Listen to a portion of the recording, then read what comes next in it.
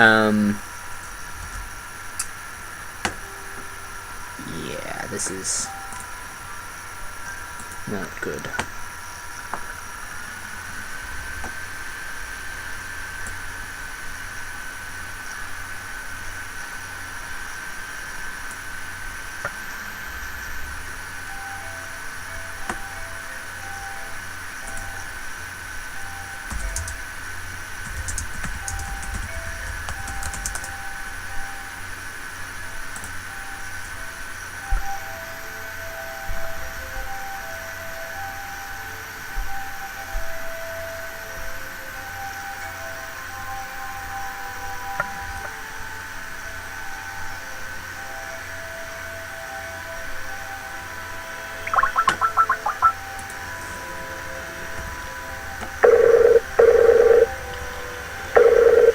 Sorry, trying to log into Twitch. What was that? I was trying to log into Twitch to restart your chat thread thing, but yeah. Is it... Okay, there it goes. It's being special.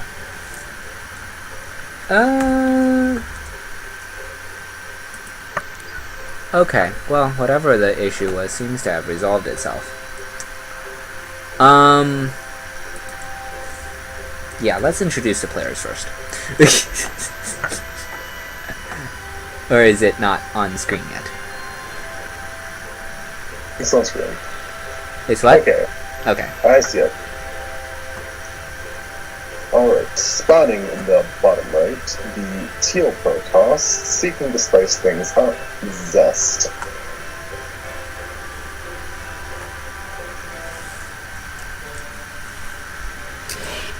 And spawning in the top right, we have the Orange Zerg, what is this? 2-time finalist at this point of the GSL. It is Sue.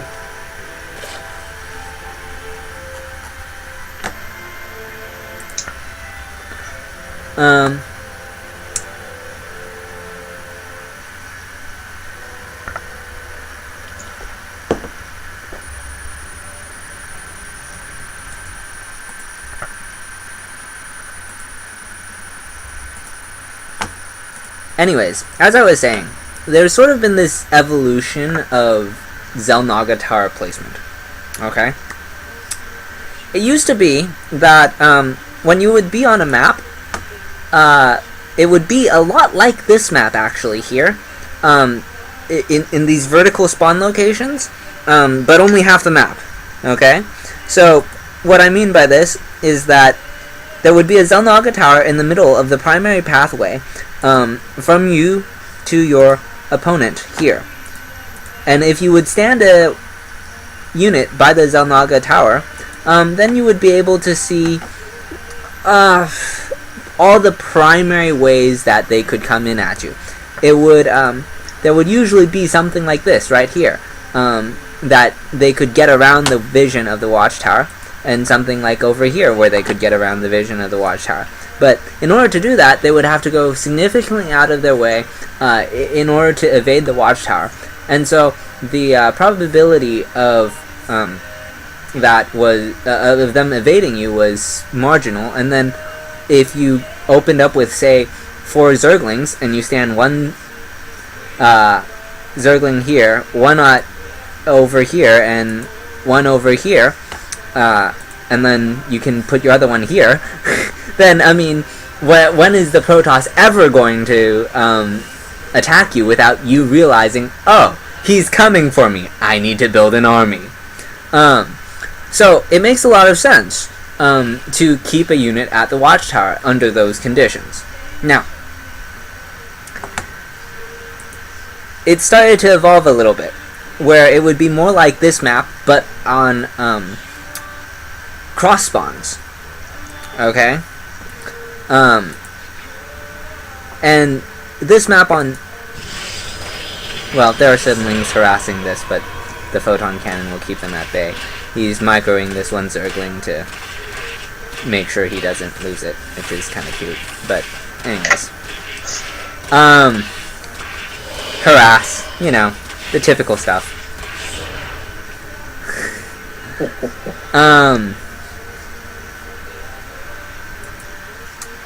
What was I saying? Oh, so then basically you could still stand it there, but now the main attack path was sort of cut off, or it wasn't really covered by it. So like if you attacked with a large army, then the watchtower would see it. But if you attacked with a small army off of one, maybe two bases, and maneuvered your army properly, you could avoid the vision of the watchtower. And then it sort of came all the way around to where it would be equivalent of if this map still had horizontal spawns. It doesn't anymore. But if this map had horizontal spawns and it was cut in half, then the watchtowers, I mean, basically, what that means is that taking the watchtower, it only grants you the vision of if they're dropping you on this one random side. So it was effectually useless.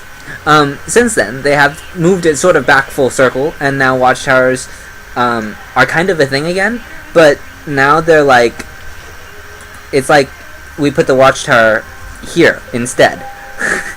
So now it's useless, kind of, but still it's not, because like it's granting vision if something comes by, but it's not like it controls the outcome of the game. So I mean, taking vision of the map of the watchtower, it definitely matters, but it's really about having vision of the map as an entirety. So you and the primary ways that your opponent might do something. So like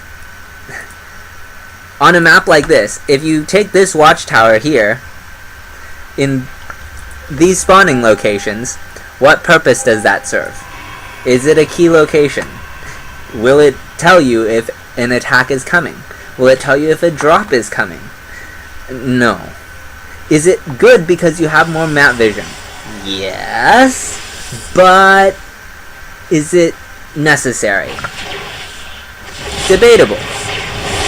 Anyways, Zess is going to use his mothership core for some high ground advantage. The queen is going to chip away at it, making it so that Zess cannot stay here indefinitely until the stalkers start shooting at the queen, and then they can stay there indefinitely. The blink is finished now, and oh man, this is great. So Zess has put down 2 additional pylons here, which has basically created a choke for him, so that if the Zerglings try and run in here, he can just do that, where he puts a time warp down, and his stalkers can trade against the Zerglings in spite of their speed. He used the time warp though, so he's not going to have a recall. He will have to fight his way out of this, and it's not looking very favorably. There are a lot of speedlings and a lot of roaches on the high ground.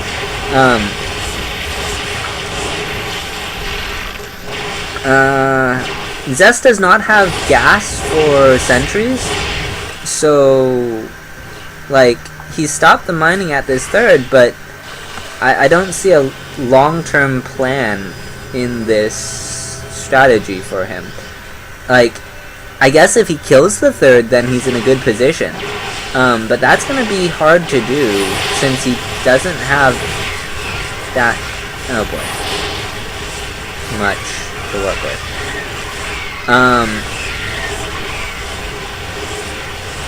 Roaches are attacking him from behind. He does not have an escape route, at least not an easy one. He is going to blink back down onto the low ground, and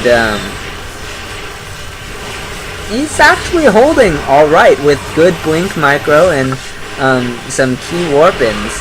So, I don't know. This is...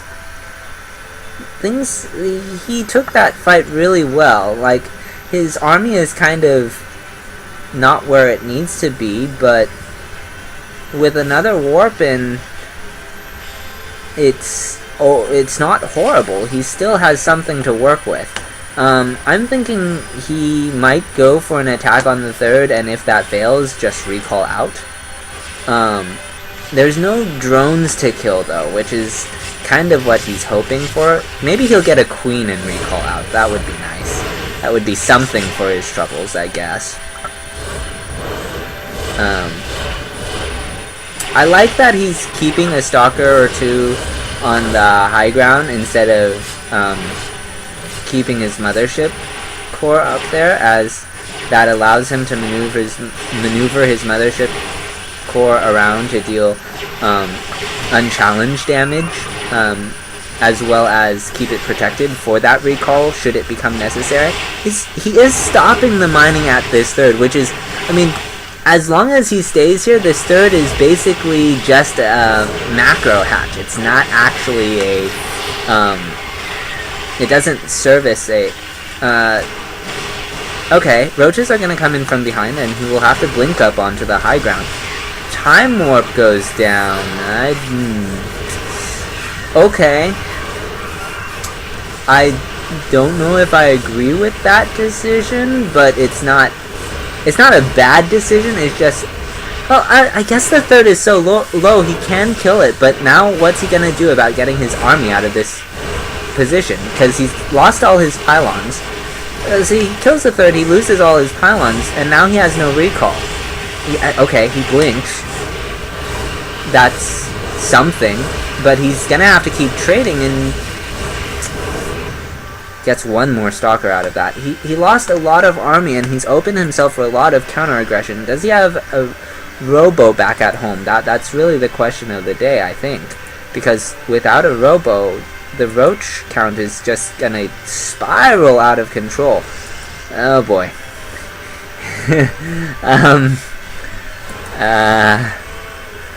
Okay. He does not have a robo. He is going to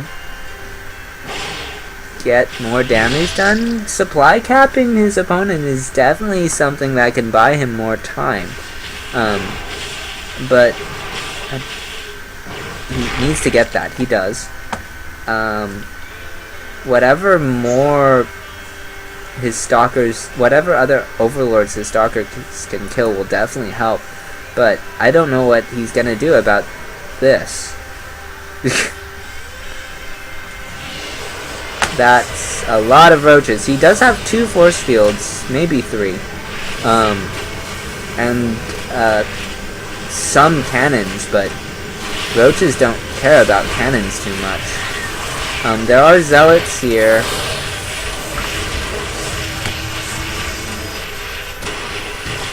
He's trying to make the best of an awkward situation, but gosh. Those force fields have been pretty good. He loses the forge, which was going for an upgrade. I mean, like, now he's probably going to recall, but, I mean, he has nothing. He's recalling 3 stalkers.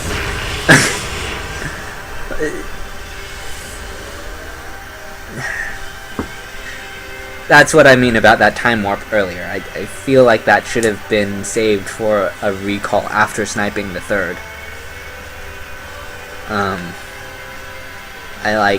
I realize he wanted to contain his opponent, but he could have, like, warped in a sentry and renewed the force field instead. He's gonna take his third, which, with all these sentries here, if he has a... He's starting his robo now. So since he's... Okay. Actually, all things considered, Sue didn't get done what he needed to get done to, I guess, rectify losses. So... like, he doesn't have the right tech right now, but Zest is going to become, he's going to be ahead economically in